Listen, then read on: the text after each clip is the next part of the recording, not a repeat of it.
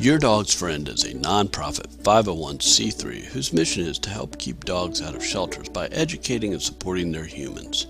We promote positive method of training and behavior modification through stress-free methods. As part of that mission, we offer free webinars like the one you're about to watch. Subjects range from dog behavior, stress-free training, and other tools to help you understand your relationship with your dog. If you like the webinar, be sure to give us a thumbs up. Click the notification bell and subscribe to our channel. By subscribing, you'll be notified when future videos are posted. We would also appreciate it if you would make a tax-deductible donation to support our mission of providing stress-free dog education resources. You can find a donation button located at the top of our channel page and at the top of the Your Dog's Friend webpage. A link to our webpage along with the speaker's contact info are listed in the description for this video. Now enjoy the webinar. Today's webinar is about Tellington TTouch.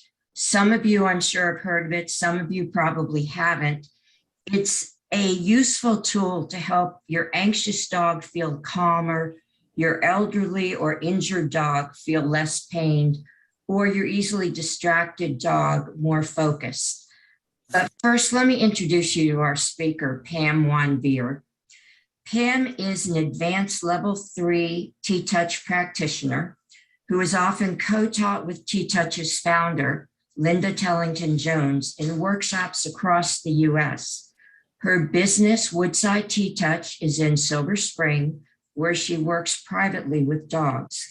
She also does TTouch classes with Your Dog's Friend, where she teaches dog owners how to work with their own dogs at home. For those of you who get excited about TTouch after this webinar and want to join her class with your dog, it's online, but it's a great class. It's Sunday, September 12th through that's not right, through the 26th, I believe. It's 3 sessions and it's from 10 to 11 a.m. So she only takes 6 people. So if you want to join that class with your dog, I would probably rush on it. Please put your questions in chat. We will get to as many as possible. If it's directly relevant to something Pam is saying at that moment, I'll go ahead and ask it. Otherwise, most of the questions will be toward the end. I also hate talking about donations, but I really have to. I'm sorry. Your Dog's Friend is a nonprofit, and we depend on donations to keep the free programs like these webinars going. I will put up a link that you can use to donate periodically, but also you can go to our homepage, and in the upper right-hand corner, there's an icon for donating. There are also donation icons next to each of the webinars. And you are the first people to know that not only are our fall webinars up, but our winter webinars are also. So at this point, you can register for anything through February, which is great. We're way ahead of the game right now, and you can work your vacations around the webinars you want to see. I know that you'll learn a lot from today's webinar, and I'm turning it over to you, Pam. Hi, thank you very much. I want to thank Your Dog's Friend for arranging this webinar and your continued, you, Deborah, and Your Dog's Friend's continued dedication to education and public, educating the public, oh my goodness, and on force-free and humane training methods. Welcome to my TTouch webinar. I'm a Tellington Touch practitioner and have been for 25 years, and I work with dogs and their people. I also work with other animals, but mostly I work with dogs. TTouch helps dogs become more emotionally flexible and able to live in our human world. Sometimes it helps humans see their dogs in a slightly different way too, which sometimes helps if you're kind of trapped in a kind of pattern. it can really help to shift things if we can start looking at the problems that your animal's having in a different way. I do TTouch and I do cranial sacral work, and I use them together when I work with private clients. I think I'll just say this right now. I think a lot of people expect I think human and dog communication is something that we can always work on. We expect them to know what we're saying, but we also need to learn what they're saying. And they say it, well, they can say it with their voices, but it's mostly with their body language that they communicate. And it can really help us if we get clued in. And these days, there's been a really amazing amount of people who talk about this, but it's kind of key to reading what's going on with your dog. So we have to learn to speak dog, is what I'm trying to say. And it helps to look at the whole dog when we do that, because they're not only talking, they're talking with their entire body, not with a particular part. Like we have mannerisms and whatever, but they in fact, they talk with their whole body. I'm going to try something here to see what happens. Let's see here. Sorry, this is just going to take a minute. I just got another computer so I could see my presentation. Maybe.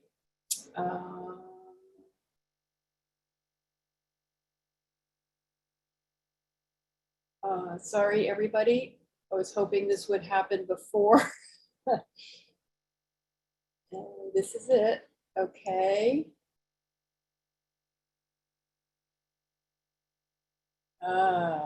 Okay, never mind. We're not doing that. So, you're not working either. Okay, hold on. Catherine, what happened there? Wow, I'm having a tough time here. So let's see. Okay, here we go. What is TTouch? TTouch is a gentle method using bodywork, wraps, and confidence course exercises to reduce tension in the body and improve emotional and physical balance. It helps to relieve anxiety, which anxiety affects health, behavior, and training, and it encourages the release of endorphins and oxytocin. And I have to say, when you're working with anxiety, which is kind of the anxiety and fear are the baseline for all of the behaviors that problem behaviors that people have trouble with, whether it's dog aggression or separation anxiety or whatever, there's lots of them. If we can help to shift their emotional state, we can get a different outcome from a behavioral outcome from a situation, which is what we all kind of want when we're struggling with a dog behavior that's a problem. So TTouch helps promote physical, mental, and emotional balance, clear communication, self-control and impulse control, emotional flexibility. I'm going to say that a lot because so many of the dogs that have problem behaviors are kind of stuck in a pattern, and we have to shift things around to get that to change. And it helps to foster trusting relationships. And this is very important when it comes to, well, any dog or any animal, but it's particularly important with animals who have come through difficult times or rescue situations or have had some kind of incident. So if we can help their trust more, then we can really make some progress. Emotions, stressors, and anxiety. Many things affect our dog's emotional state: fears, pain, and environmental factors. So many dogs are so involved with the environment what they see around them. What's that noise? Oh my gosh, there was a light, something moved. They're outside of themselves. They're not very present, I guess is a way to put it. They're not able to, you know, have a behavioral choice. They're just reacting. They're just reacting. They're not able to think because they're just so distracted and overwhelmed by the environment. A dog's emotional state affects their behavior. So how can we read a dog's emotional state? And that is by observation. Do they have a high head or tail carriage? This is about reading their body and body language. Is there tension in the limbs? Are they stiff?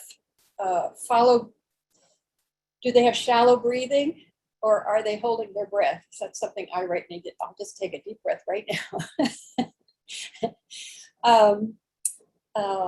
I really watch the breathing. It's very, very important. Are their eyes staring with little blinking, or are they blinking? I'm going to talk a little bit more about that. Some dogs, if perhaps they've been corrected for maybe growling or voicing their opinion, growling or snarling or any of those things, and that's dropped out of their vocabulary, there isn't a lot left to warn you, which is really a sad thing. If they're getting uncomfortable, they can't say, hey, just a sec, I need a minute, or this is too much, or please back up a little bit, or I just give me a second. So what I tend to look for with dogs that, you know, the phone call comes, they bite out of nowhere, is a phone call that comes. When I first greet them, I'm very neutral. I don't make a lot of eye contact. Do they come over me to greet me, or do they stay away? There's all kinds of things that can go on that I'm reading for. And so I'm talking about working with other people's dogs. With your own dog, unless it's a new adopted dog or something, you might have a different relationship than working with other people's dogs. But one of the things I look for is staring eyes. Are they just, really staring, or are they, blinking, kind of relaxed, looking around? If you watch a lot of your dog's friends ever's webinars, are taking classes. We know about dogs that are stiff versus dogs that come near you that are doing a big wag from head to tail. That's a dog I'm not going to be worried about. But the ones who are stiff and just kind of on edge are, I'm going to be paying attention, but I won't be looking in their eyes to do it. That's for sure. So are they staring, or are they blinking? And then the part that is kind of the TTouch thing that I put into this is their skin tight. Are they very anxious? You can tell by their skin and how loose it is on them. And we're going to get into that because that's kind of what TTouch is, we work with. An anxious dog often has areas of their body they don't like having touched. And you may know about that, oh, my dog doesn't really like his hind end touched, or it's not his tail, or sometimes it's the hind end. It can be any part. It can be the flank, it can be the head, it can be the mouth. There's some common ones, but it can, depends on the dog, depends on the area. Everyone experiences stress and anxiety at one time or another. The difference between them is that stress is a response to a threat in the situation. Anxiety is a reaction to the stress. So we have all these stressors in our environment, and in their environment, they have a lot of stressors. Those are what create that tightness and that anxiety and concern and fear around the world, around in their world. So we experience these things too. I mean, have you ever had so much on your plate? There is just so much going on. You're making lists, you're not sleeping well, you've got to get it all done, and somebody puts their hands on your shoulders and your shoulders drop and you go, oh, wow, I'm really tight. So after that, when you start to relax, you realize that you're really sore because you've been holding yourself. Well, dogs are the same way. Dogs who are really anxious, they're usually holding a lot of tension somewhere in their body. It can be all over their body. There, some key places are the mouth. You can see the mouth is kind of puckered and tight. The hind end can the skin can be very tight. So it's dependent on the dog as to where those areas are. So if we're really concerned and busy in our heads and there's a lot going on, then this can happen. Have you ever been in the shower or looked down and you have a bruise and you have no idea when it happened? I know most people have had that experience, as have I. So I can walk into this room, I'm in my kitchen, I can bump into the corner of this table, and if I'm kind of, hanging out, not too much going on in my head, I'll go, I'm gonna have a bruise. But other times, if I'm, got a lot going on, I'll not even notice it, and later I'll go, gee, when did I do that? Well, I think dogs kind of live in a place, the anxious dogs live in a place where they are living in that place where they're not body aware, is what I'm trying to say. The emotions, stress, and anxiety. Okay, emotions run on a scale. This is my little scale. There are lots of ways to describe it, and people describe it in different ways, but I, for whatever reason, kind of went like this one. So this is the sympathetic nervous system. So we have the sympathetic and parasympathetic. Emotions run between easygoing and adaptable. So that bomb-proof dog, that dog is just, everything's easy for that. It's a nice world. Everything's hi, how are you? Everything's going well. That's where eating, sleeping, learning, behavioral choices, all those are down there with the bomb-proof dog. Let's put that the number 1, and my scale will go from 1 to 10. The other end of the scale is fight, flight, freeze, faint, fool around. It's reaction. They're not thinking. They're not home. That's the dog that maybe sees another dog, or a thunderstorm's going off, or something's happening that's very stressful for them, and they won't take a treat, except for maybe Labrador retrievers, I do have to say, or some dogs will take treats, but they'll take them hard. They'll be a little, they're not like cautious. They're kind of not really able to monitor how lightly they're taking them. But so fight, flight, freeze, faint, fool around, that's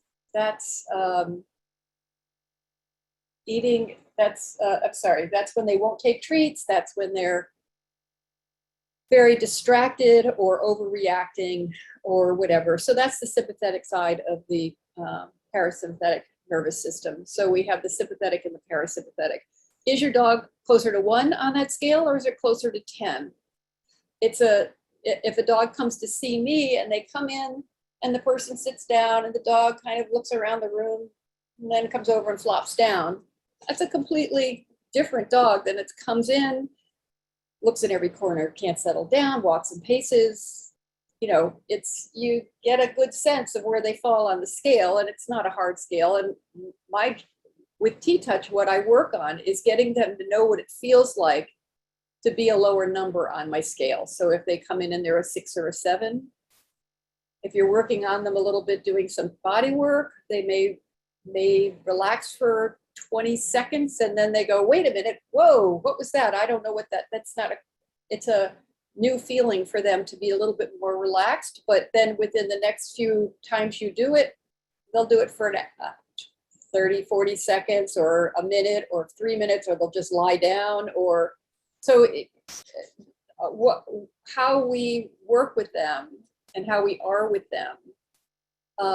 If the dog is really nervous, are we petting them really quickly, or are we just maybe start there and then to start calm down your hands and take a deep breath and help the dog to maybe think about relaxing a little bit.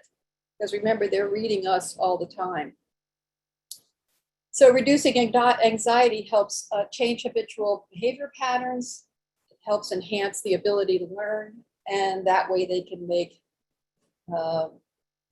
different behavioral choices in a situation.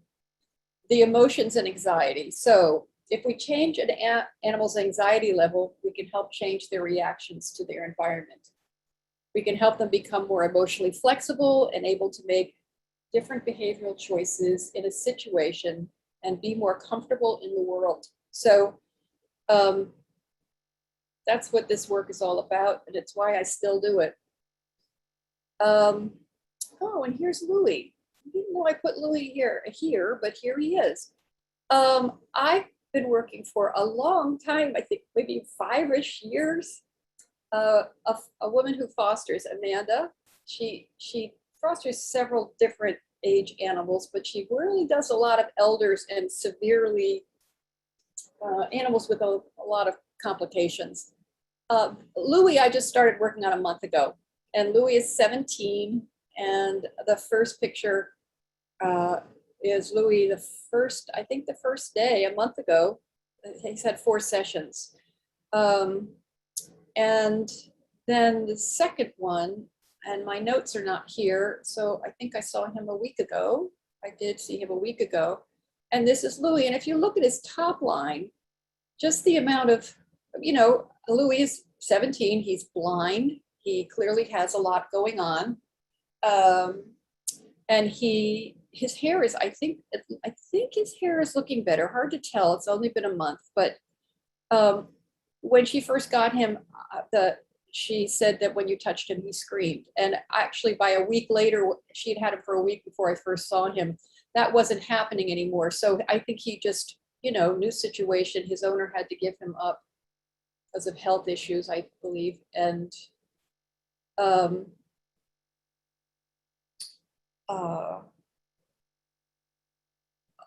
I'm sorry, I'm trying to remember the name of the rescue, and it's in my notes. This is so frustrating.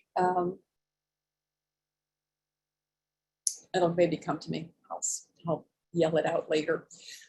So this is a bit of a difference in Louis. Now, this is a very wonderful thing when the changes happen this quickly, I have to say, and it isn't always the case. And I actually have another dog that Amanda brought me later in this presentation who took a really long time to change, but he changed, he really was able to be much more comfortable in the world, I have to say that. So there's Louis. Let's see. By doing TTouch, you can learn where in the body your dog holds his tension. If you have been working with TTouch often, just a few touches in those areas can remind your animal how to relax and refocus. Now, the dance with TTouch is when you find the places that are difficult for them, how you approach them, and how we get them to be less concerned about those areas or guardy about those areas is really a delicate dance. It is. So I've talked about a little bit more about that, but the bottom line is you find where they love to be touched, and then you work from there. And you just maybe lightly go to a place they're not so sure about and go right back to where they like to be touched. Because you want them, if you just find the places that they don't like to be touched and work there, you're not going to get them to, it's an uphill battle trying to get them to release around those areas. So you want to, this feels really good. Work with them where it feels really good, and then just do one maybe closer to the area and go back to where they like, and then maybe another 2. So they can, a lot of dogs who don't like their feet touched, it's because their experience is that they're going to get their nails cut. And if they've been quicked or whatever, it's not, they're like, no, don't touch my feet. So touching their feet means that it's not going to be pleasant. So if we can kind of change their mind about that, it can change the whole situation. So your dog also can begin to learn to shift emotional states and become more emotionally flexible. And that's what I was talking about. A dog who's very concerned about the world, you know, they're either sleeping or they're awake and concerned about the world. How can we get them to be less concerned about the world, less anxious? What it feels like to be less anxious. And I think that's what this work tends to do. Practical application and starting the dialogue. So when I'm working with an animal, intention is extremely important. While working, our intention is to help the animal become more calm, balanced, and present. Picture in your mind what you want the dog to be doing, and remember to breathe. So this brings up Temple Grandin, if you've ever heard of her. Her book, Thinking in Pictures, I think is the name of it, was interesting about how we talk to our dogs and whether we're speaking in sentences or phrases versus one word commands, you know. We also tend to, if there's a nervous, busy dog and they're bopping around and barking, that's what we're seeing and that's what's in our mind. If we can maybe picture that dog with their 4 feet on the ground and standing quietly, that kind of thing, picturing what you want, not what you're seeing. And that's really quite difficult to do, but it can be done. And one way to do that is when the situation is going on, just take a deep breath and let it out. Because remember, dogs read our bodies and our body language.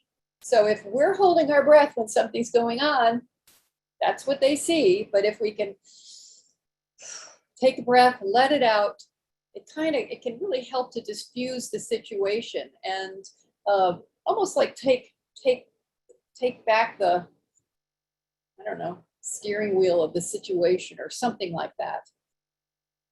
Let's see. So a lot of you who are watching are working with your own dogs, but for people who are working with other people's dogs or in shelters or whatever, there are several things to be careful of when you're working with a dog you don't know. So you have to be aware of your body language and breathing. If you hold your breath, and I've already talked about breath a bunch of times, but it's pretty darned important. Remember, they're reading us all the time. Let me just put it that way. Don't stare at the dog.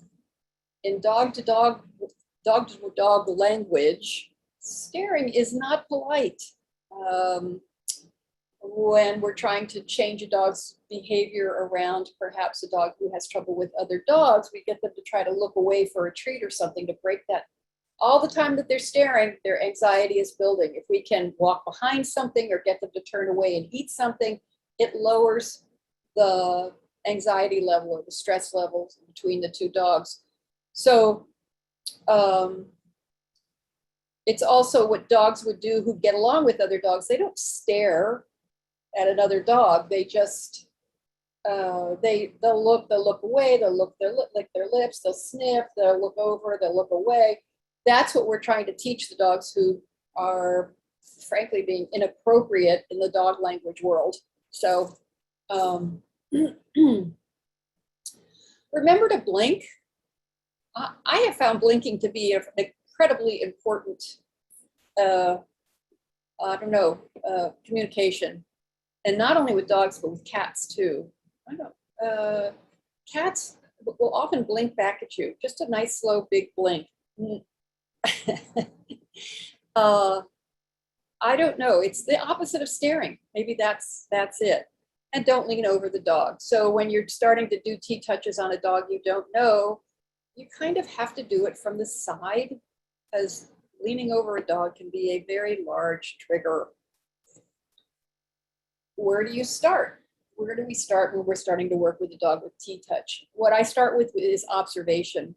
I need to know what's going on with the dog as much as I can Some dogs I'm not going to maybe touch on the first session. Maybe their owner can touch them and I can lead them through how to work with their dog initially before the dog is trusting enough. So just observe what's going on. No judgment. It is what it is. It is what walks in the door, or it is what's living in your home. And that helps establish a baseline. And then as we're working with them, recognize changes.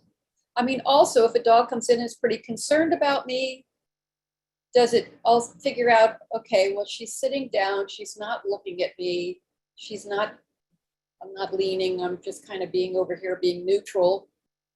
And maybe the dog will go, well, okay, come over to me. Okay, well, then I can, do a little bit, see what happens. Does the dog immediately walk away? Does the dog not come over at all? I mean, there's, if your dog is lying with you on the couch and that's where you are, that's an easy way to start just doing TTouches on them. But it's a negotiation with certain animals. So depending on what their experience is or what kind of state they're in. So recognize changes and learn to listen to the animal. Read what is being said and reevaluate, because things change. I mean, a lot of times people will say, well, he always, it doesn't always have to be that way. That's my take on it. And from my observation, from my experience of working with animals, things can change. And if you don't allow for the possibility, it makes it a lot hard to get them to change. So introductions, I kind of just covered this a little bit. Greetings, is the dog comfortable with eye contact? If the dog is receptive, then how receptive? Does the dog approach or does she leave? Is the dog comfortable being touched? If yes, then with the palm of your hand. So what I do is if a dog comes over, I'll just, maybe just pet first or just do a little scratch, maybe on the neck or something. Here, I have my little guy here.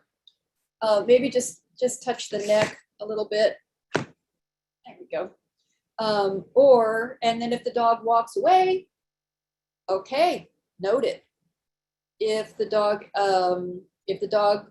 walks away and then goes, hey, okay, comes back, then I'll start doing some TTouches. I might just run my hand down the dog and see what happens, assuming the dog is comfortable and seems like, hey, nice day, why don't you pet me? If the dog is concerned, then maybe I'll just stroke a little bit and then see what the dog walks away or comes back. So it's really reading what's going on in the situation. So that's for dogs to be cautious of, or, just be aware of what's going on. For your own dogs, I would just do it, stroke all the way down and out the tail. See what happens if the dog's lying there. But if you start to get near the hind end and they lift up their head and look at you, I would say, wait a little bit, try it again and see if it happens again. Are they saying, you know what, I really like being touched up here, but I wasn't so sure about back here. Or if you stroke down their legs, did they go like, I don't love that. So it's kind of like a reading. Read what's going on, note where they like to be touched. What do I have here? With the palm of your hand, slowly run your hand all over the dog. Explore the head, neck, shoulders, ribs, flank, everywhere. Just run your hands all over the dog. If in fact you get to a place, I had a dog named Ruby D when I first rescued her. She was 2 and she was just standing next to me. She was a fairly good sized dog. And I just reached down and I just patted her flank and she just screamed. And I was like, wow, well, that was a surprise. But she got to be very comfortable with having that touched. But for her, it was a big deal. So if your dog has an area like that and you've had the dog for a while, you probably know it. But this way, you just are going to do a little exploration and find out where your dog is comfortable being touched. So sometimes a dog will come who I can touch all over the first session, and or put a wrap on them, and then it takes them sometimes 20 minutes or half an hour to notice they have a wrap on them. They're so involved in the environment that they're not very body present. It's like nobody's home back there. But our job, when we're doing TTouch, we're working on getting them all connected up, all their nervous system much more connected.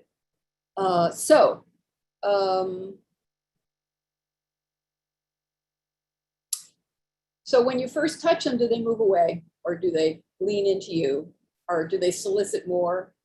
Because that's going to determine how you proceed. One of the things you want to look for when you're doing the exploration is, are there cold, hot, or warm areas that you come? Is it warm over their hips? Are the feet the same temperatures? Is it, sometimes you come across a cold area. And a lot of this is just about noting what's going on, observing what's what and what's where. It can be very helpful in realizing that what's really happening with your dog. Why are those areas cold? Well, that's a good question. Or why are they hot? It can be a lot of different things. So where the dog likes to be touched and where the dog doesn't like to be touched are pretty key in all of this. You can also sometimes see, I know veterinary chiropractor, a couple of friends of mine have noted, and it's interesting that if your dog has a coat pattern that kind of gets spiky or funky in a certain area, it can, for them, then they really note that, because it means that it's always a place they look to see if it needs to be adjusted.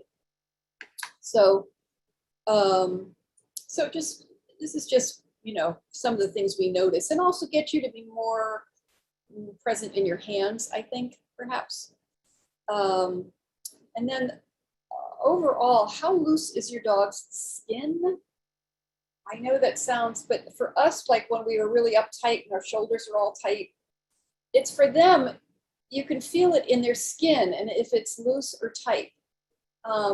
Unless a dog has kind of neck issues, the skin around the neck is often pretty loose, but as you go back down the body, you may find that it's really tight along here in the hips, or it's interesting. It's pretty common for a dog who has anxiety for there to be areas where the skin's really tight, and the hind end is a common one, but it can be anywhere, really.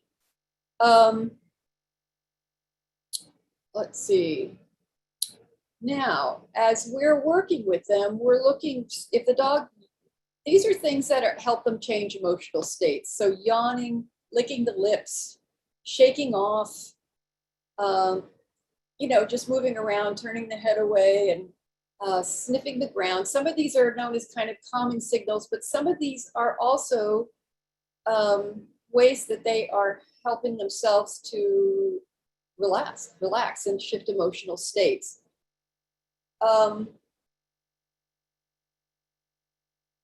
So when you start working with a dog, their body language is going to tell you where they like to be touched and where they're not. That's how you're going to know. Leaning toward you or away, stepping away, toward or away.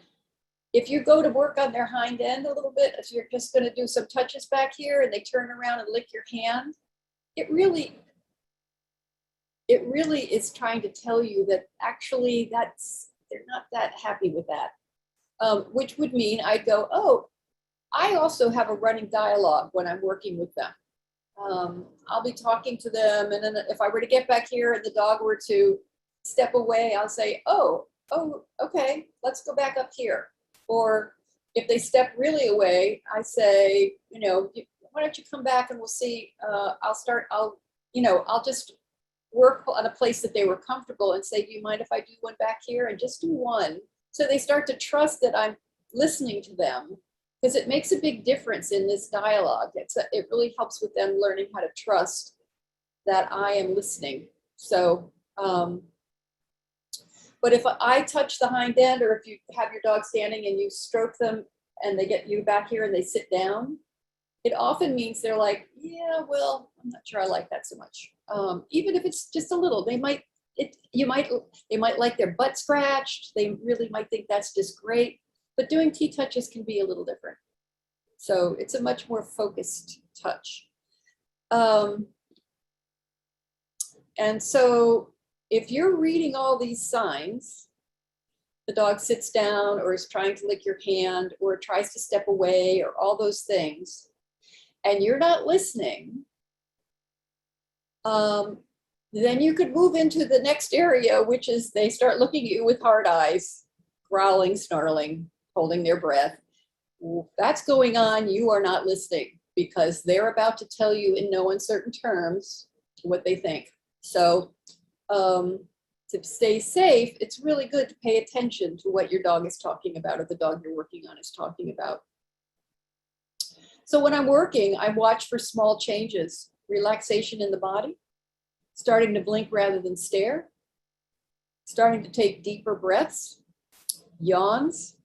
In TTouch, if a dog takes a nice deep breath when I'm working on them, I just say, well, that's great. Oh, good, that's great, nice. I just say something encouraging. I don't get all like, oh, that's so great. I just quietly, tell them that's really, really great. That was a nice deep breath. Or if they yawn, I go, hey, good, that's great. Good job. Because those are all ways, if they can learn to do these things, and we encourage them, it's helping them to shift. We need them to learn how to shift. I also make sure I'm not holding my breath and I'm taking slow, deep, calm breaths. I'll also just take a breath and let it out kind of a little more audibly, or almost, almost an exaggerated, not a sigh so much, but just a nice deep cleansing breath. And often a dog will calm down when you do that, rather than if I were to go, that's going to be a lot different than, or, anyway, if you understand what I'm trying to say there, recognize you have to go lie down right now. Yeah. Recognize the power of the pause. Okay, so if I'm working with a dog that is new, if I worked on a dog for a while and they come in and lie down and go, oh, just work on me, it's great. That's a whole different scenario than when I'm starting to work with a new dog, or a dog who's is a little more complicated. I will work a little bit, take a break, let them walk around a little bit. They come back, I work some more. So there's kind of a little give and take and dance, so that they know that they have some, I wouldn't say control, but I'm sure there's a better word for it, but I'm listening to them. That's a better way to say it. Disengage and give the animal time and space to integrate what they are feeling, which goes along the same way. These are really important.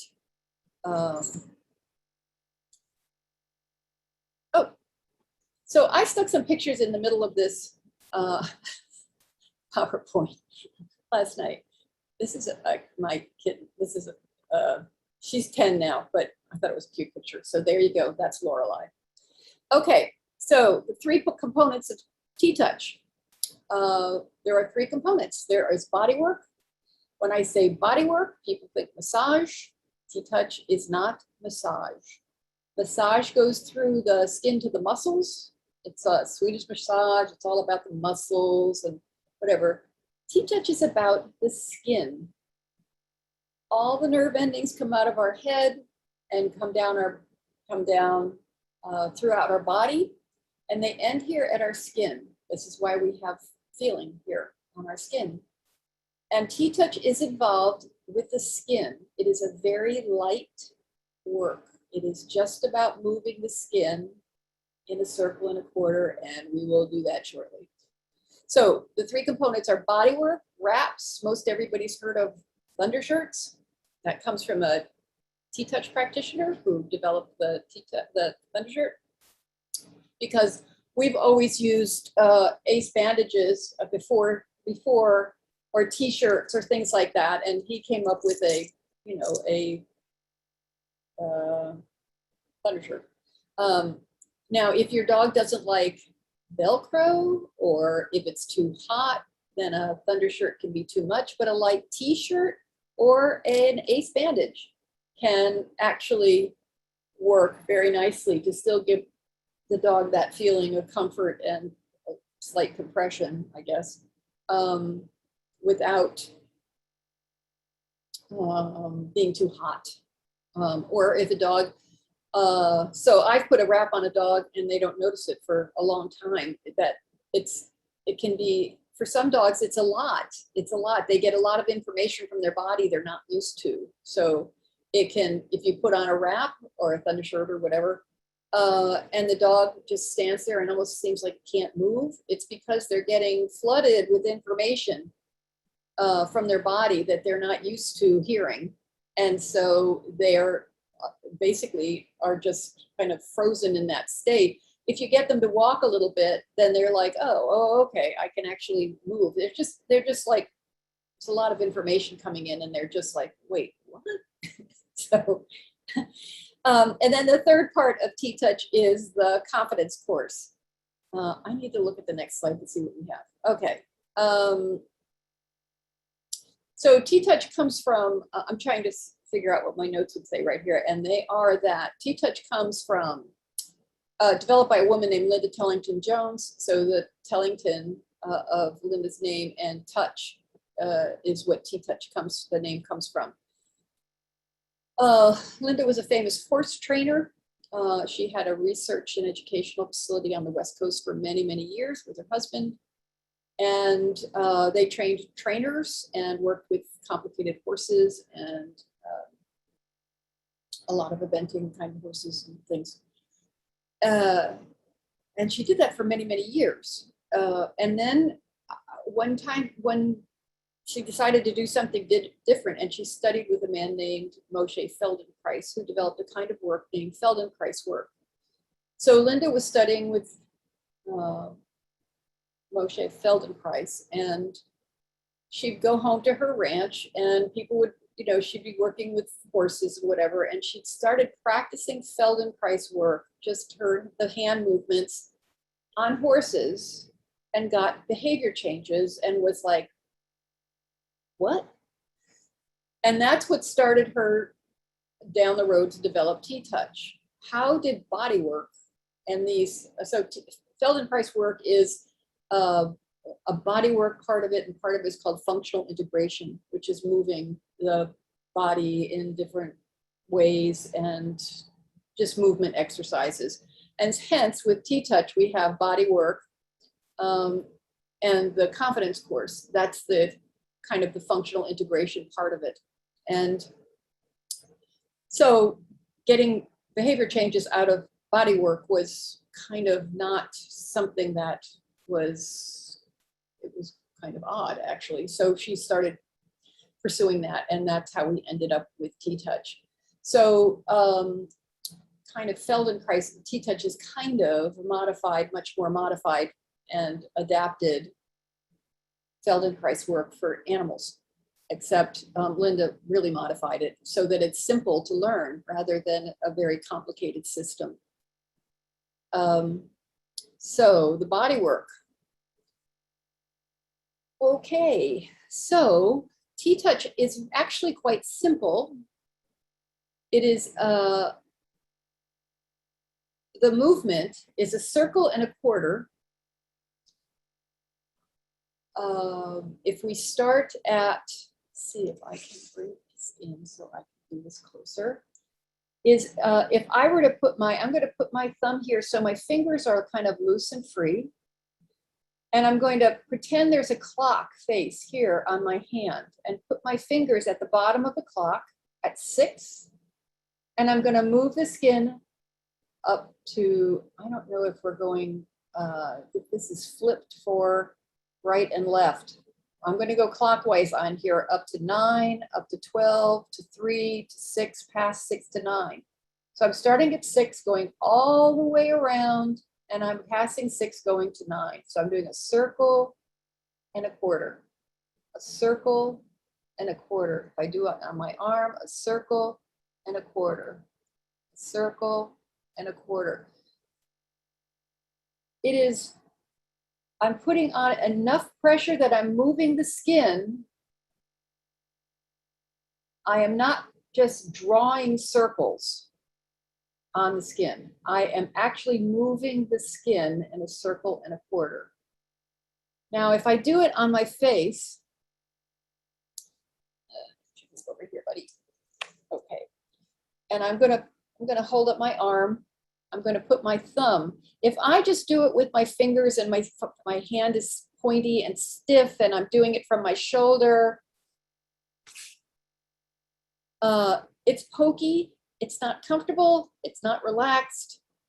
Your dog probably isn't going to like it too much. But if I rest my elbow, I use my thumb as kind of a little anchor so that my fingers are kind of free and can flex.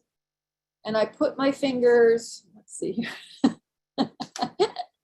I put my fingers at 6 on the clock and I push my skin around in a circle and a quarter. And I'm doing it lightly enough that I'm, well, with enough pressure that I'm not sliding, but lightly enough that I don't feel the bone underneath. So just, you can also, if you don't have contacts, do it on your eyelid, lightly enough that it's very comfortable. Circle and a quarter, circle and a quarter. To feel how light it can be. You're just not sliding, you're taking that skin like a little Velcroed piece at 6 and you're running it around the clock. So if I press in a little, so that's a 1 pressure. If I press in a little more and feel the contour of the bone, and it's still lightly enough, it's very comfortable. That's about a 3 pressure, and that's about what we do, a 1 to 3 pressure. I can do a bigger circle on my chest here, a circle and a quarter using my whole hand. So here I was just using the tips of my fingers. Here I can use my whole hand to do a circle and a quarter.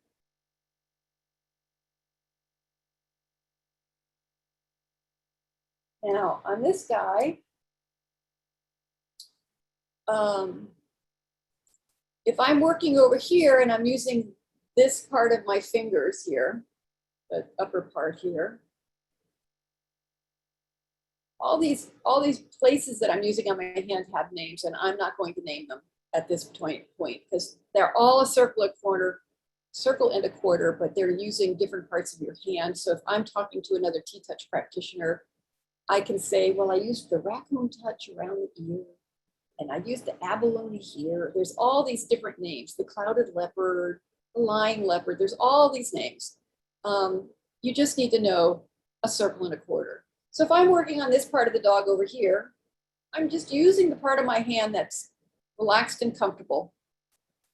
If I come over here instead of, and if you'll notice my wrist is kind of straight. I'm not trying to get all cranked up here, okay? I'm just trying to get a position that's really loose and comfortable. My fingers are bending and flowing and flexing. If I come on this side, it might be easier for me to use this part of my hand or this part of my hand. You can use any part of your hand that's comfortable for you. I'll show you on this side. You can use the back of my fingers. If a dog is very concerned about being touched, I can just use the back of my hand or do a couple TTouches with the back of your hand. If a dog is really not uncomfortable being touched, you can kind of do it off the body at first so they don't expect that.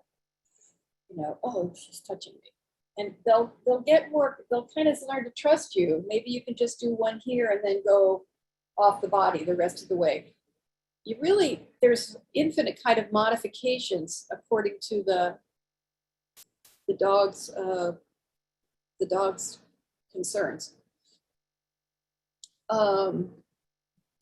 So the TTouch circle, we move the skin in a circle and a quarter. And so I do a circle here, and I do a circle here, and I do a circle here, and I do a circle here. We use light pressure. We did the eyelid and cheekbone. Remember your thumb connection. So we're not holding our hand up and then it's tight and stiff and have a lot of tension in it. Remember to breathe and maintain a relaxed hand position. Okay.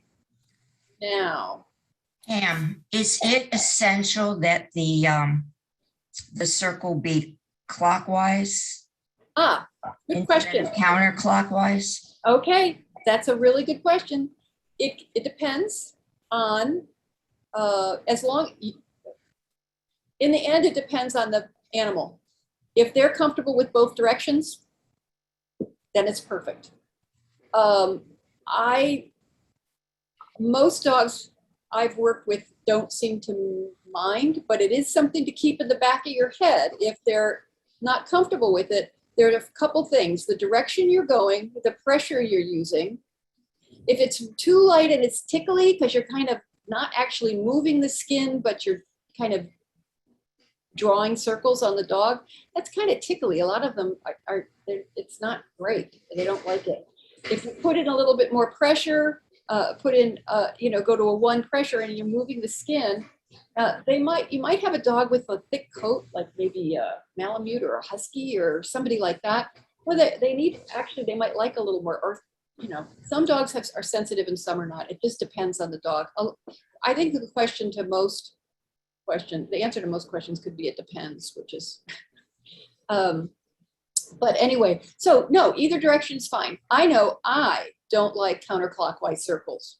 I don't know why I don't, but if someone were to do some circles on me, I can tolerate it, but the whole point is that you like it. So, but I think if you're relaxed and comfortable and the dog seems to like it, then it's fine. So there are a few other questions. One is, it's clockwise looking at the animal, not from the animal's point of view, correct? Yes, my hand is going in a clockwise. Okay, and somebody asked, what is the thumb connection? The thumb connection is very simple. Get this off this guy. The thumb connection is if I just have my hand up and I'm holding it up, if you notice, I have to hold up my whole arm. If I relax my arm and I put my thumb down, then my fingers are free. Does that make sense? It's more like I'm not. I think one of the key things is if I am comfortable and relaxed doing it, it's more comfortable for the animal. So relaxing your arm, and then if you put your thumb down, it frees up your fingers rather than holding you end up stiff if your thumb's up. I can just, does that make sense? Yeah, somebody here described it as the thumb being the anchor for stability. Yes. Someone else wanted to know whether the size of the circle is dependent on the size of the dog. No, the size of the circle actually has more to do with how tight the skin is. Okay, so it might be really easy to do a bigger circle up here on the neck where the skin is loose, but if I get back here near the hind end and the skin's tight, I'm going to have a much smaller circle. A good example of that is my hand. If my hand is open and I'm doing circle and a quarters on it, if I tighten my hand, the skin is much tighter. I can't do as big a circle. So I'm not forcing the circle. I think the tension in the skin has a lot to do with how big a circle you can do. So, I mean, I could do little tiny circles here, or I can do bigger circles. I can use a different part of my hand to cover more area to do circles. Does that make sense? It's kind of flexible. Any others? Yeah, the last one, and then we can move on. Sure. Mia said that her understanding is that the thumb connection will modulate the pressure.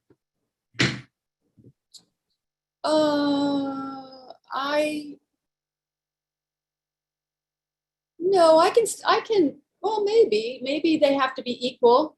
Maybe the pressure on the thumb and the other have to be equal because you're pushing against, you're almost counterbalancing. So yeah, I can see that. But I've never really thought of that before. So that's interesting. The bottom line is, this is very light work. We are just moving the skin over what's underneath. That is the key. It is very light work. It's just enough pressure to move the skin without sliding. Because if I'm sliding around a circle, it does not affect the brain and the nerve endings, the neural pathways, and the brain in the same way. For whatever reason, if I were to hook this, well, wouldn't work on this guy. If I were working with a dog or a person, and they had electrodes on them, and I had electrodes on me, because this has been done, this study's been done several times by different people, and they're plugged into a mind mirror machine, and there's another program that it will monitor your brainwave patterns, and whether your alpha, beta, delta, and theta brainwaves are functioning, how they're functioning.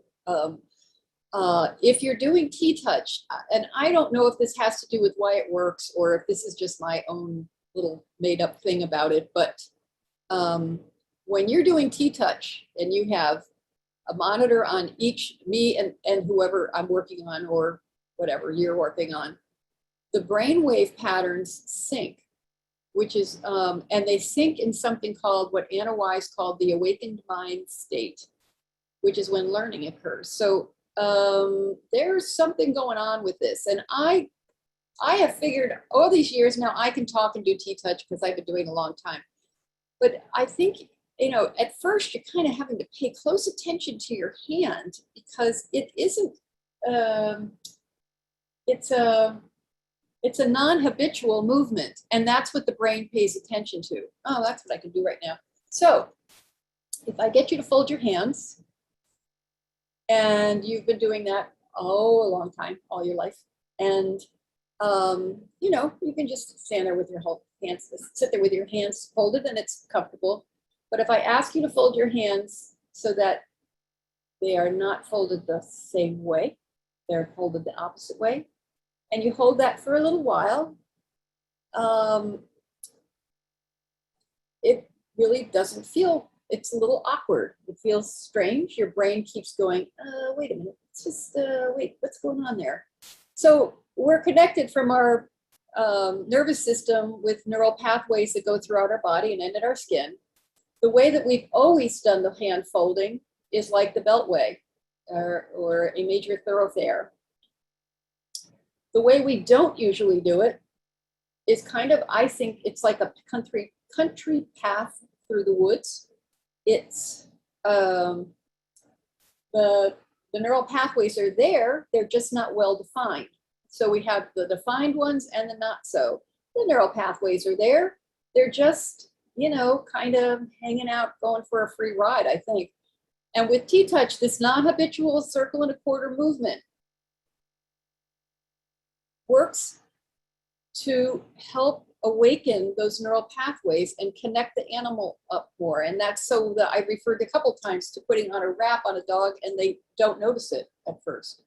Well, wow, that's kind of saying something there, that they're so concerned about their environment out here that they're not, they're not aware of something on their body, which is like, okay, this dog is not very well connected. Or you put wrap on a dog or a undershirt on a dog or something, a t-shirt, and it's really hard for them. And in that case, I put it on, give them a couple treats and take it off. You know, just work on a little bit, do some TTouches on them, get them to be less, because I have, if you have your hands folded the way you do, and then the way you don't usually do it, and I touch your hands, it's kind of like, it's kind of like, why don't you just not do that to me? Okay. It's just not comfortable. And I think that's how a lot of these animals are who are anxious, how they are in their bodies. They're not neurologically well connected. So this work seems to somehow change that. I've been doing this work for 25 years, and it still amazes me what it can do. So I have a background in special ed. I don't know if I said that. And when I first read Linda's book, I was like, after going to some training classes with,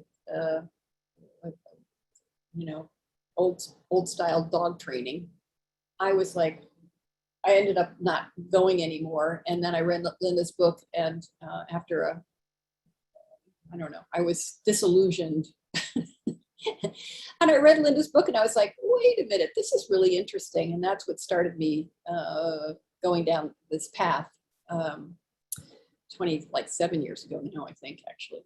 Okay, so where are we? Let me, okay, I'm go, gonna do one or two more because they keep coming in and they're interesting. That's great. Is there a speed at which you should be doing the circles? Oh gosh, thank you. You would think that I would have already done that, right? Because there's pressure, there's tempo. We use 1, 2, and 3 second circles, so they're actually quite slow. You might start with an animal who's very anxious. You might do a few quicker circles, circle and quarters, but I would consciously start to slow them down so we can start bringing down that level, bringing it down. And that's where taking a breath, slowing down your hands, make a really big difference. It helps, it's like kind of leading them into a more calm state than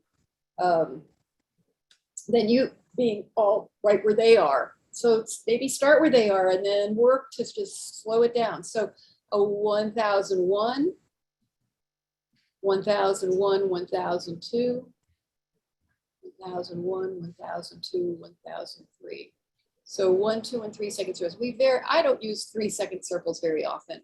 Mostly 1 and occasionally 2. So it's just a slow, kind of conscious touch. Pressure, tempo, and what's the other one? Well, there's a third one that'll come up. What's the next question? Do you ever use both hands on different sides of the body simultaneously? You guys are great. Yes, I do, but not very often. So let me take this off. Okay, so something I didn't mention. I usually have one hand on for contact and the other hand I have doing the TTouches. Because what I want the brain to do is to pay attention to my one hand. I want the brain kind of tracking what I'm doing. When I'm working with an animal, after they're comfortable with this, it's pretty, oftentimes you'll start to do them and they'll just sort of stop and stare off. And it's almost like they're like, oh, that's interesting what you're doing. It's like you're syncing up or something. And it may not last long, but it's kind of like they get this look in their eye like, and they're paying attention to what you're doing, which is kind of cool. So I have one hand on for contact or support, and then I have this other hand doing whatever movements I want to do. So let's see. And there's a caveat in that, let's say this dog does not want its tail or hind end, or is doesn't like it. It's not great. So I found the most important thing you can do when you start this work is find where they like it. Where do they like being touched? how do they like being touched? I know which kind of circle, how big, how, what pressure, that kind of thing they like. And then I would just, let's say, so this area doesn't like it. So I'll maybe stroke down and the dog steps away from me. And I go, okay, note it. And I'll come down and I'll go, well, let's just try this again. And I'll do some circles here. And then I'll come down and maybe do one circle and go back. Okay, that's good. Another one over here and then go back.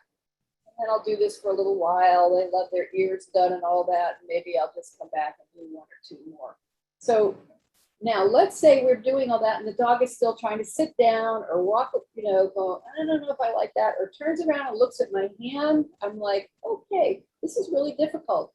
So what I might do, if I've already established that the dog loves its ears done, I can be up here. Let's do it on this side because you can't see it if I do it on the other. I might start doing their ear and do some stuff. And while I'm doing the ear, I might do a few more touches on the place they don't like and then go back up here because I'm dividing their attention. But for a lot of it, you want to have just one hand on for contact and you want the brain to be tracking exactly what you're doing because that's part of the connection process. Now, what I haven't mentioned is, so we've been doing touches here and here, kind of random touches. I can do connected touches with a slide. I can do a circle and a quarter, slide to the next place, slide to the next place, slide. And I can do those. Let's say a dog is having trouble in the hind end, getting around, an older dog or injured, and we have their spine here. I would just do along the spine, I would just do circle and slides in connected, thinking of connecting, and then going down the leg. And just do, you know, parallel lines down the body, from the head down the body. So those are the different, those are slides. So there's circles, lifts, and slides. And that's the 3 parts of the body work. So there's, slides are simple. They're just sliding between your touches. And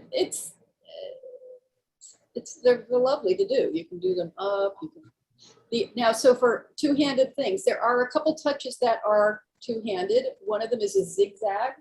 So if you're walking your dog and your dog is next to you and maybe there's something going on in the distance, you can just reach down, assuming your dog likes to be touched, and just do these big zigzags on their side.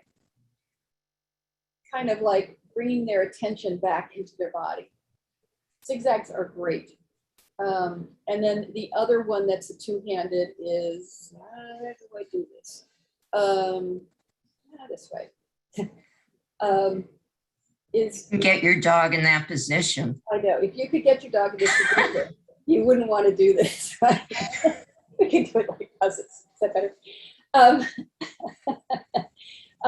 It's kind of like rotating your hands like this. You just put your hands on the side of the dog and you just, so I can do it up here and slide down, and but I would be doing this standing up on the sides of the dog. It's a way to get the skin to loosen up. You know, you're just doing this movement down the body. So there are two-handed touches. Okay, next one. Someone actually asked me about when walking their reactive dog. Yep. Would TTouch help? And I may have given them the wrong answer then, because what I said was it's a cumulative type of process rather than something you would do. Okay. You're out and in the situation. So you're right. And also there's more to that. TTouch is a cumulative. It is almost like installing software. That's how I've come to think of it nowadays. It's like their programming isn't quite together. And if we do this, so when you're at home, if you try doing TTouch for when you're watching the TV, or, you know, there's a time of the day where you could just carve out 5 minutes, 10 minutes, depending on how, you know, but hanging out watching movies or TV is a great time to do it. Or in the morning, you know, when you're hanging out with your dog. If you know, just try to get the dog, find out where they like, work on them, get to the places that they don't like. It's very, then because what we've found is that they may not be quite as reactive. They're still reactive, but I'm saying some dogs shift very quickly. Others, it takes a very long time. It's just the way it is. But after, a few weeks of trying to do it every day or every couple days, just try to think of it as okay, we're going to do this and then see where we are. And then you are in the situation. Once they're more comfortable being touched and their skin is looser, when they get in the situation, it gets tight. But then when you reach down and do some TTouches in the situation, maybe not when they're already, in full-blown event, you can actually help them shift their attention back into their body rather than that dog that's way over there or, getting closer. So it's, yes, it can help in the situation, but it really does help to have some, I don't want to say a baseline, but some work already in the dog so that you can, pardon me, so that there's already some, I don't know, programming, I don't know what to say. Their body's already more connected, and it just brings back the awareness of what that feels like to be not tight. It's kind of, you can get them to kind of drop the tightness or to let it go a little bit. So it can help in the situation, absolutely. And we haven't gotten the mouth and face work yet, which can really help make a difference. So. Two more quick questions and then we have to move on. Yes, we do. Okay. Is there a preferred position? Sitting, standing, lying down? Nope. Okay. It's, you want the dog to relax. I mean, that's where that's where you're getting to, is helping them learn to relax. So. And do you use treats during this process at all? Okay, that's the it depends question. Okay, if I'm working with a fearful dog, in the beginning, I often use a lot of treats. I want them to go, oh, there's Pam, she gives treats, or, if they're a little more reluctant to get touched, then a treat will get them near you. So you could just maybe do one TTouch and then they can move away. It can, that kind of start a little dialogue. If a dog is overly excited with treats and they're, I'm not using it to get the dog to, start developing trust with the dog. Sometimes I use treats and sometimes I don't. It really depends on the situation. But I do have to say that treats are, positive reinforcement, dog training, all those things. They are changing the dog's mind about things and learning how to do things. And it's absolutely amazing. The part that I don't know, which I will go into when I do mouth work, is that when the dog is moving its mouth or eating or licking its lips or yawning, anything to do with the mouth, or you doing mouth work on them, it releases endorphins and oxytocin. So you're kind of doing two things at once. Yes, it's pleasant, they like it, and it can help them change their mind about things. But on the other side of that, physiologically, you are releasing endorphins and oxytocin. So you are countering the anxiety. Now, there's one thing to that. Some dogs get so overexcited if treats are in the space, it's counterproductive. So there's that. For people who have gotten to the place where the dog will only do things if you have treats, then there's some work that has to be done there also. Okay. Okay, keep going. I know you guys are still coming in with questions. We will get back to them later. Okay, I'll move along here. So when I'm working, I will look for small changes, relaxation in the body, starting to blink rather than stare. When a dog starts to blink, I know that there's a little bit of a shift going on, which I look for. If they're starting to take deeper breaths, if they yawn, remember I said I kind of quietly praise for yawns, or if they lip, not flick their tongues. Make sure you are not holding your breath. I keep talking about breath. So lifts and slides, I kind of covered that. I didn't do Python lifts. The slides is sliding between touches. The lifts are if I were to do just, lift the skin and let it go down. I could do that on the leg. Lift the skin, slowly hold it, and then let it go down and go to the next place. It's a little more advanced. This is probably not the place for that. I mean, it's great to do, but I can take the skin and lift it and let it go back down. And I can lift and let it go down. It's just another kind of an added part of, you can do a circle and just lift and let it go down. So it's, if I were doing it on my arm, I would, let's see, I'd start here, do a circle and slide the skin up and let it go back to where it was and go to the next place and slide it up and let it go down, go to the next place and slide it up and let it go down. Those are called lifts. It's just lifting the skin gently up, holding it and letting it go back.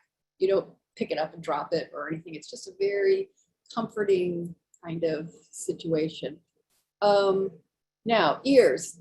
There's every acupuncture point for the entire body in the ear. So when we're working with the ear, we're working with every organ and every system. So we do circles in, up here, about that, can you see that?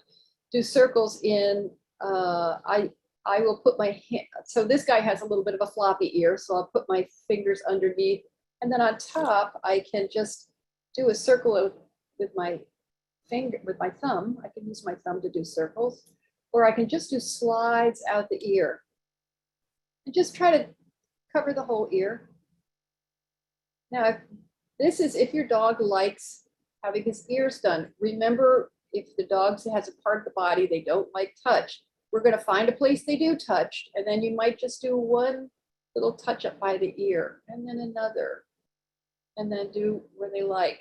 I'm assuming this dog likes it here. Okay. So you kind of sneak up on the areas they don't like.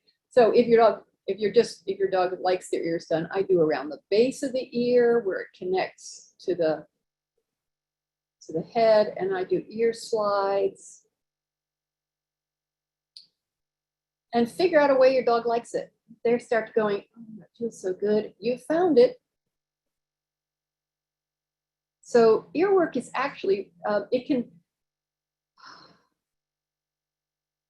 if there's an injury or something going on with your dog and you're on the way to the vet, if you do ear work, we have found that it can keep a dog out of shock or hoarse or whatever, because I've seen it with my own eyes. There are a lot of people with experiences of ear work. It will, in fact, it can stabilize blood pressure and heart rate. There's a whole bunch of stories around that. And I saw one with a horse who was colicking, waiting for the vet to come. They were leading the horse, keeping it walking, because when a horse goes down, that changes the situation, because you need equipment to get the horse up. And the horse was being walked, and someone was just stroking the ears. For horses, they have uppy ears. They're just stroking the ears up very gently. And when the groom would put his hands down, the horse would start to wobble, and because his arm was getting sore, because this was going on for 20 minutes, he'd put his hand up and start to work the ears again, and the horse would get its feet underneath it. And this went on till the vet got there. It was a pretty astounding demo in real life of it. But there's a lot of stories of people. So you can do ear work on yourself. All right, let's see if I can do this. And you just start from the inner part of the ear and work out to the edge. And you kind of go in, just start at the bottom and go up over all the bumps and out to the edge and do, I'm sorry, all the way up to the top, and then start again. And you can find that if you have cramps, a headache, eaten too much, if you're cold, standing in line, if you just kind of sneak your hand up here and do some ear work, you'll get warmer. It's pretty powerful because you're actually working with every organ and every system. Your dog has throws up before it gets in the car, or when it's in the car. If you do some ear work beforehand, it might help. It's a possibility that it'll help. And then the other thing you can do is rotate the ears. Just, take the whole ear and just move it around so the whole skin on the head kind of moves around.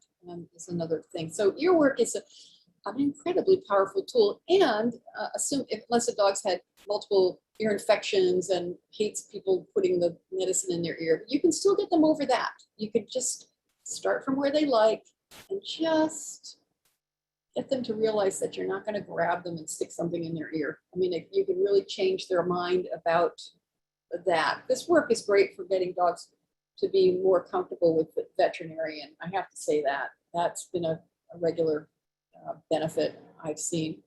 Now, I've referred to the mouth a bunch. So let's see, we have some pictures here. So you work, I don't want to start mouth work looking at the dog in the face.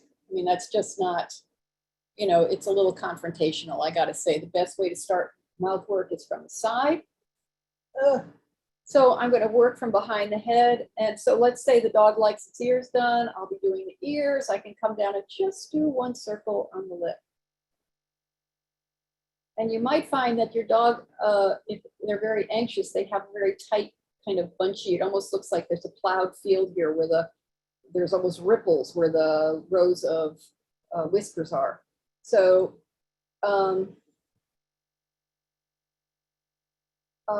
if the dog is okay with it, you can start doing a lot of it. Another thing that I'll do to start, if the dog is not that comfortable with its mouth being done, I'll just stroke over from the nose tip over the eye so they blink, and then I'll just come out the ear or just stroke down here just to get them used to it being touched. Now, I don't have, this guy doesn't have lips, but we also go up and work on the gums, and it's a little, not tickly, you push it, put a little bit of pressure, more like a 3 pressure. And we work on the gums, which is really great for puppies who are chewy or mouthy dogs or barking dogs or bitey dogs. Dogs who are barky dogs who are kind of mindless barkers. They're not really, it's almost like just a response. They're just, they're not barking at something, they're just barking. Mouth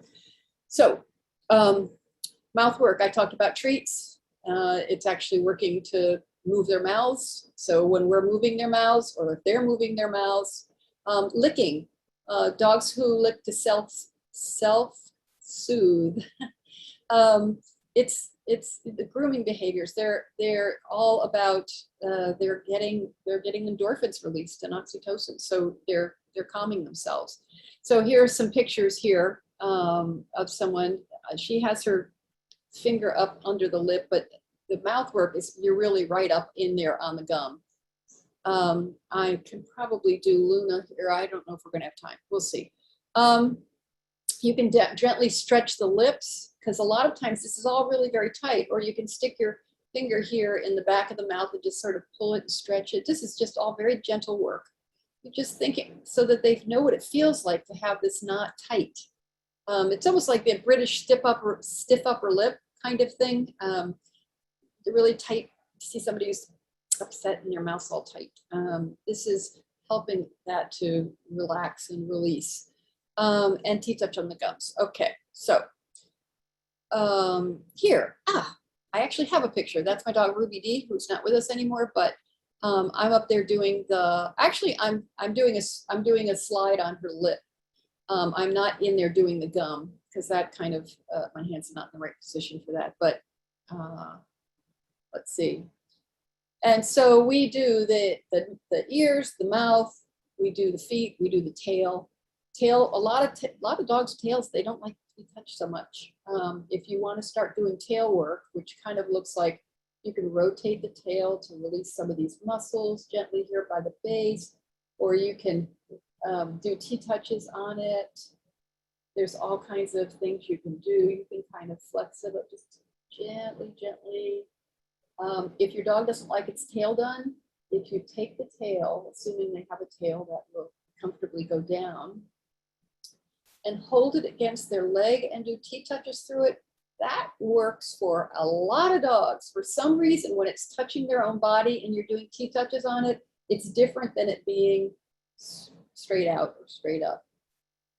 Don't know why, but the tail, a lot of times when you finally get them to when you get to the tail, you just do a little bit if they're concerned about it. If you get to work on it a little bit more, they'll take a deep breath. They hold, wherever they're holding that tension, that's how they're maintaining that kind of anxious state. So if we can get them to be more comfortable being touched in these areas, I mean, comfortable, it changes how they are going to respond.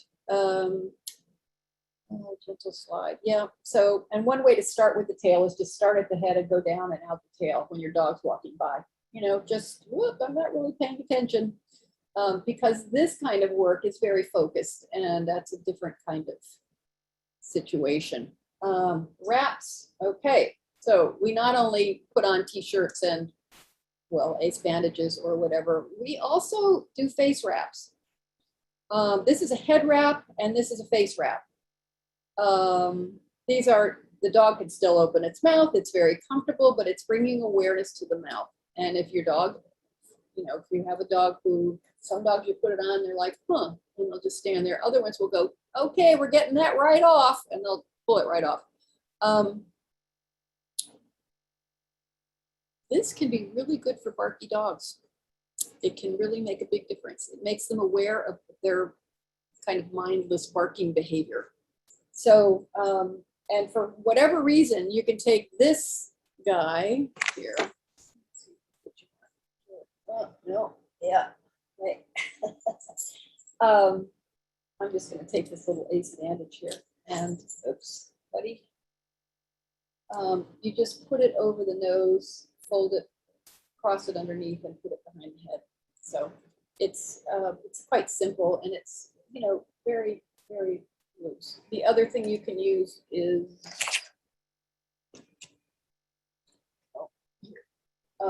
this is a hairband for, depending on the size of the dog, just put it over the head and put that on. So thunderstorms, those kinds of things. Wraps can be very helpful. I had a greyhound who, she was really, really had a hard time with thunderstorms. I would put a body wrap on her, and I'd leave this around her. I'd put this on her. I'd leave it around her neck with her collar so that it was handy. And she would, when she felt the barometric pressure drop or a storm was coming, she'd walk over to me, and I'd just take this thing and flip it over her nose. And she'd go, now this, it took a little while, a month or so. She'd go over and she'd lie down. It made a very big difference, but she also didn't want to get it off. So if you want to just go from a face wrap to a head wrap, you can just move it up. It's not complicated. Well, I don't know. All of these things are worth a try, because on some dogs they really work. So that's kind of does the thunder shirt work on everybody? No. Does it work on a fair amount of dogs? Yes. Head wrap and face wrap. So with Asia, my greyhound, who had a hard time, we just got to, I didn't even, after a while, I never even put the body wrap on her. I would just leave this with her collar. She'd walk over, I'd pop it on her nose, and she'd go over and lie down. And that's what we did. It worked really well for her. And in some dogs, it won't work at all. But for the ones that does work, it's worth a try. Let's see. Okay, I'm going to keep moving along here because we've got more stuff to do. So wraps, laxative bandages, thunder shirts, t-shirts. There's an all wrapped up book for horses, people, and because for people, wraps can be very useful, certainly in occupational therapy and special ed classes, and weighted blankets, weighted vests, compression clothing is, people have figured out that, and Temple Grandin, I think, helped with that, but Linda's been doing it for 40 years or so. So it's been out there for quite a while, and if it works, it's worth a try, that's for sure. So then the next part of TTouch is the confidence course. Moving through the confidence course helps the brain process and integrate information and promotes balance. So a lot of dogs who are concerned about the world, they don't have good proprioception, they could be clumsy, they stand with their feet close together, which is a very non-confident stance, depending on the breed. Movement can make a huge difference. And so I do have a video. Wait, I think probably, let's do this here, we'll get there. Confidence course, it builds confidence. That's why it's called the confidence course. It increases focus, improves balance and self-control, because we walk through these things kind of, you'll see, with purpose. Promotes flexibility and coordination. It builds trust, communication, and cooperation. I mean, and communication. The communication and cooperation go hand in hand. Visual observation. So when a dog is moving, how fluid is the dog's movement? How does the dog carry its weight? Is it balanced over its feet? Is it leaning forward? Is it leaning back? What is the position of the dog's feet when they stop? Tail carriage and head carriage are important. Learn to read the animal. So there's even stride, hips balanced, free head and tail movement, level back line. I have a picture of Seymour coming up, but I don't have a picture of him before, just after. Oh, yeah, little Louie that I showed, the elder dog, when his back was very arched, and now he has a better flat line, for sure. Feet moving freely and no brushing of the floor, except on some breeds, because certainly know that Great Pyrenees can slide their feet. So here we have pictures of a dog out of balance. This dog is emotionally and mentally out of balance. Oh, there's Seymour. So a quick story about Seymour. This is another dog that Amanda brought me. I saw Seymour for a long time, but he finally found a permanent home, and I wish I had a picture of him when he walked into my class at Your Dog's Friend, because he came in with his back bowed, his head down, and his eyes and his eyes were quite prominent, kind of bulgy, actually. And so this is the only picture I have of Seymour, the first picture here, but it doesn't show how he carried himself. And neither does the second picture, but that's Seymour. After working with him for quite a while, I have to say, it took him a while. He had a pretty tough time coming from the wilds of the South to living in suburbia here. So anyway, Seymour was quite a lesson for me. When I first saw him, I was like, oh my gosh, I'd never seen anything like it. So imbalance and thinking. So this is that same little Jack who's now, he's on loose leash. He's standing there. His feet are all kind of squared. He's looking pretty squared away there. And so with the confidence course, we go through different elements. I have a video for you of that.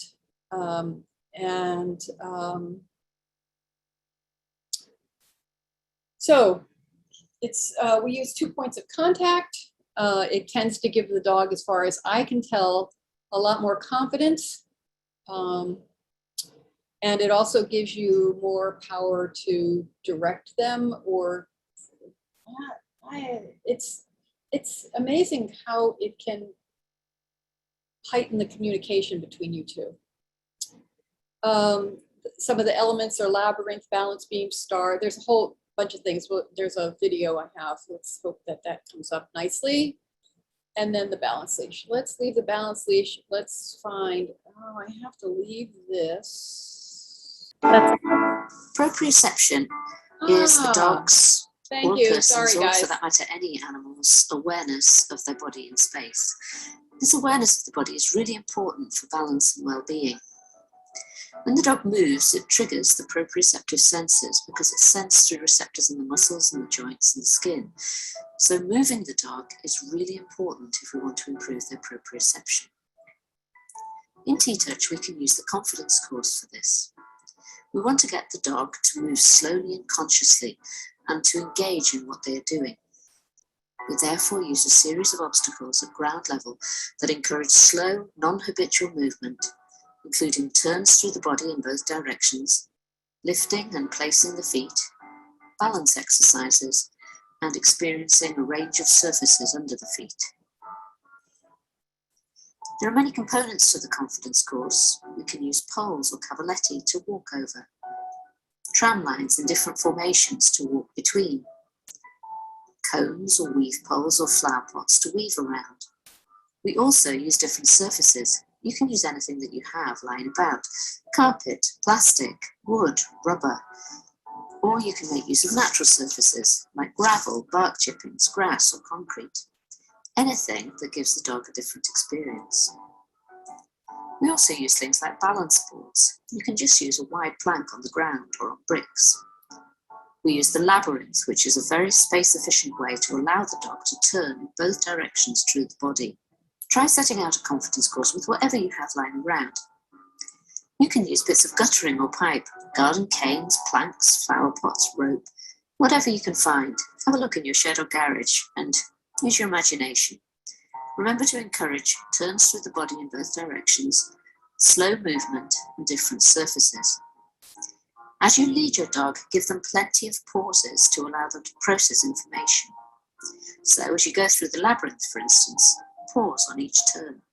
Ideally, use a harness with 2 points of connection to help balance your dog.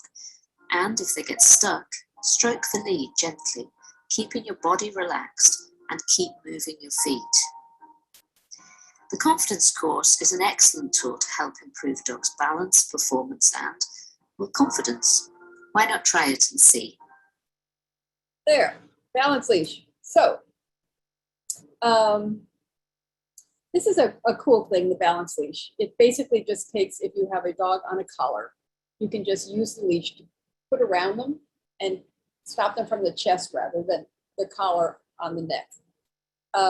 There's a quick video here. Let's see how this one does, because this is in the program. So I'm going to move this like, oh, the last one is canine. The last video was by a woman named Janet Finley, who's in England, and she has a lot on YouTube. Her business is called Canine Confidence, and she has a lot of TTouch videos that are really good. I'm going to move this along. The balance leash is one of our most popular tools in terms of being quick and easy to help your dog. If maybe you have a dog that doesn't pull most of the time, or if you have a dog that when you're going to the shelter that you need a quick and easy way to get them out of the run without being pulled off your feet or without pulling on the dog's neck. The balance leash is one of the most useful tools that we have. It can be used in shelters, taking dogs in and out of their kennels. It can be used at the vet or at groomers, just sitting at your bed or in dog training class. If your dog is kind of spinning their wheels to want to get to another dog, this is a way that you can just drop the leash around the middle of the chest, and so that it's not jumping the collar. So the easiest way to do this, if your dog's not pulling, basically all you want to do is take the middle of your leash and drop it around the chest, and then you can take the pressure off the collar. You might also have a dog that most of the time is absolutely fine to walk on a leash, on a collar, walks on a nice loose leash. But maybe they see a cat or a dog or a squirrel or something, and you don't want to be pulled off your feet. So this can be a great tool to help avoid that. Oh, let's go for a little walk.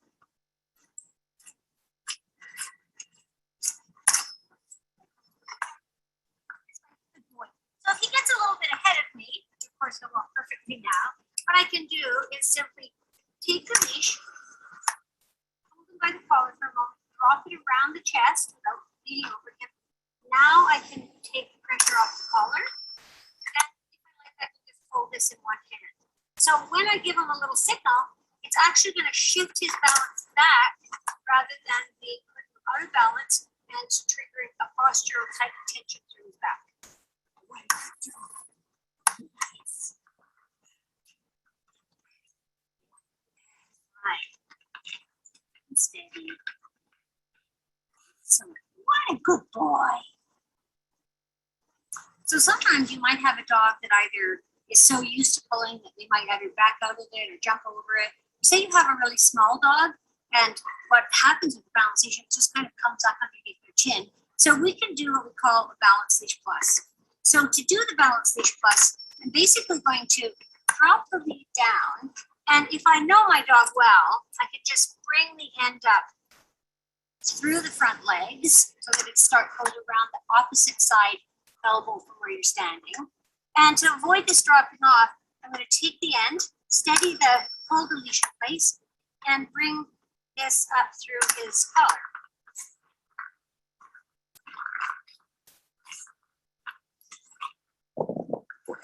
So this acts a little bit like, sort of like a miniature harness, if you will. And there's a little tiny signal up in between the front legs. But of course, my aim is to just be able to walk along on a loose leash. Good boy, let's go.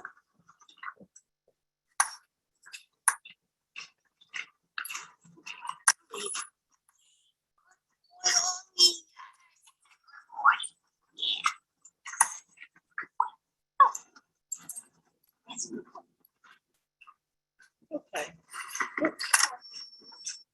Okay, that's that one. So, so this is Robin Hood, who is Linda Tellington Jones's sister, who worked with Linda a lot, amazingly. And if you want to become a TTouch practitioner now, she has converted most of the course. Much of the course is now online, and you can find out about that at TTouch.com.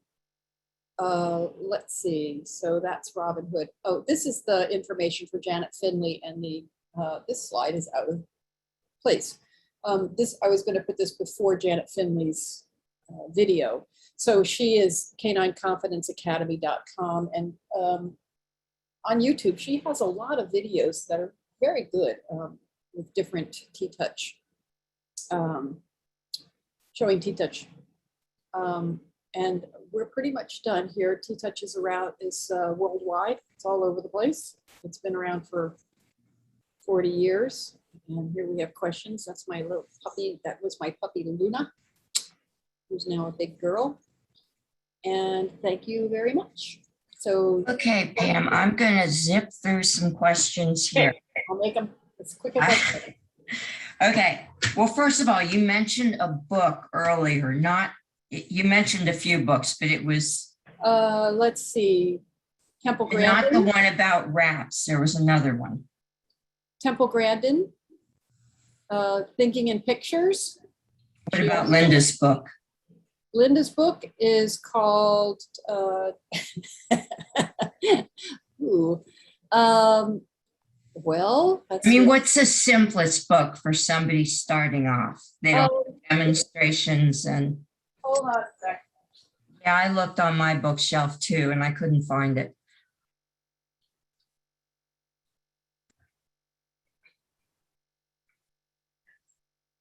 Okay. Yes. What's it called? Getting in touch with your dog. Sorry, guys, it skipped my mind. So this is it's a simple book that has a lot of good pictures in it on how to do the body work. There are lots of videos, and as I said, Janet Finley has a lot of them. If you look up on YouTube, go to look up TTouch, you'll find a lot of videos.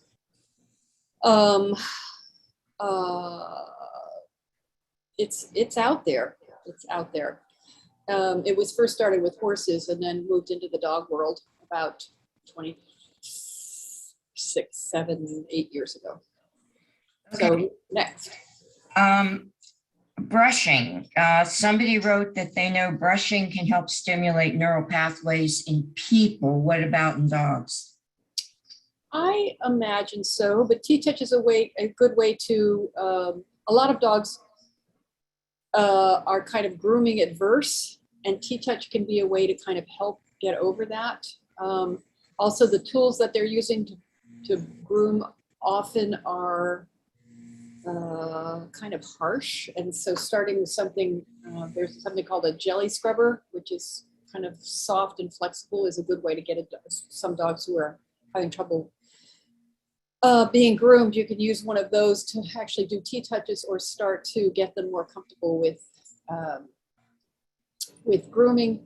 The thing about TTouch versus just grooming or stroking, Brushing, patting, is that the actual circle and a quarter is a non-habitual movement that the brain pays attention to in a different way. So that is the difference. It's the fact that the brain pays attention to the non-habitual movement, which is why we do TTouch. It is different. The brain receives it. The nervous system receives it differently. Okay. Can you do circles several times a day initially? Yes. And what about a dog that has phobias about being touched? He freaks out and is aggressive. Right. So that dog doesn't trust who's touched. The touching is not pleasant for that dog. So that's quite the dialogue that has to occur, right? You have to gain that dog's trust. That's a process. It's a process. I work with a lot of dogs who don't want to be touched initially, but I would use, assuming the dog is safe, if it's just guarding itself, then that's something that you can really work with or work on. Does the dog approach when you have food? If it does, maybe just touch it once on the neck or something like that and let it walk away. And then the next time you can do it again if the dog comes back. You know, every dog is going to be different, but it's a process. So you have to be very careful and you have to be very patient. So yeah, that's something I work with a fair amount. And another person says that when she touches her dog licks her arm. Is that the same as licking her hand and showing her that she doesn't like the touch? That's a tough question because it could be either, and is it always or where she's touching, or that has to be unpacked in a lot of different ways to find out what is actually going on. It might be because the dog likes it, but it could also be because the dog doesn't like it. So I don't know quite how to answer that. I would say does it do it everywhere that she touches the dog, or is a habit that they've both gotten into? It's hard to say. Okay, I have to get past we cannot see the videos in chat. Sorry, everybody. Okay, here we go. Whoops. People know a lot more about this stuff than you and I. We're older. Give us a break, guys. Hey. Older. Okay. Thanks, We'll talk about that later. We'll see. Okay. Shoot, there's a lot about that. Oh, sorry, everybody. The calming head halter. That's something different than what you were showing with the way you put the leash together. A head collar? Is there a link to the calming head halter? Do you know what he's talking about? I think they're talking about the face wrap. This is what I'm thinking they're talking, because I didn't actually show a head collar. But this is just something I got that they sell at CVS. I mean, or you can use sewing elastic, or, you know, there's lots of different things you could use for a face wrap. For head collars, that's a whole subject. So if you find that this is helpful for your dog, but they immediately take their paw and take it off, it's not going to be that functional. A head collar can be used, but I only like a couple of kind of head collars that are loose and comfortable. I'm going to say I don't like the design of a gentle leader, because I don't think they're comfortable. They're up underneath the eyes. They're here at the occiput and the throat latch. They're not, I don't think they're designed for comfort. Whereas a head collar, like I used to be called Halties, and now they're Walk with Ease. I don't know. There's certain ones that are designed so that they're actually more comfortable on the face, and they really do just touch across the nose, kind of. The rest is loose. Those could be used if your dog takes it off, and it means the difference between barky dog that's going to be, you're going to be thrown out of your apartment, a dog can be taken away, and whatever it can be. But it is a face wrap. Yes, a face wrap is, you have to be inventive. We used to sell something like that on TTouch.com, but I don't know if there is still a calming band, they used to call it. But it's just elastic. You know, comfortable, not too tight. They can take treats, they can yawn, they can eat, that sort of thing. Okay. Some people, okay, there's a lot of advice. Oh, Chat. I mean, good advice, like, oh, I got this there, and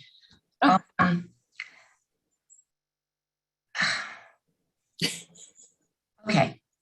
This is very specific. Most of us haven't been, but our dog is almost 5. We adopted her 3 years ago. She has started to develop fear of garage doors. She's afraid to walk past closed doors and is terrified when they open. Can TTouch help, or would some other intervention be more effective? We don't want her to dislike her walks. She used to love them. Similarly, there was a question from somebody who has a dog who just flattens herself on walks. And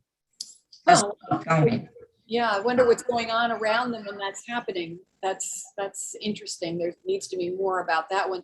Well, some of this is going to be, specific. Yeah. Yeah. Doors and hallways and things are often a problem for dogs. Many dogs that I see, a lot of rescues that I've found. If they developed it, you have to ask some questions about what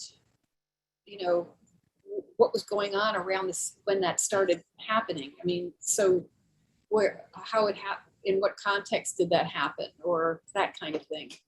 So there's a lot of things a trainer could help with, but TTouch also could help with the fear in some ways. Yeah, right. The anxiety around it. If they are not as anxious, then they can respond differently. So, TTouch and goes with any other training that is out, any other, hopefully training methods out there. It's kind of an adjunct. It's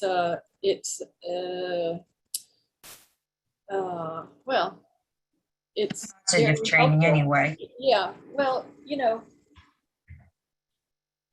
dogs who are unable to learn how to calm down, TTouch can really help them. So if they're anxious about something and we can make them less anxious, they're less anxious about everything, more specifically. So.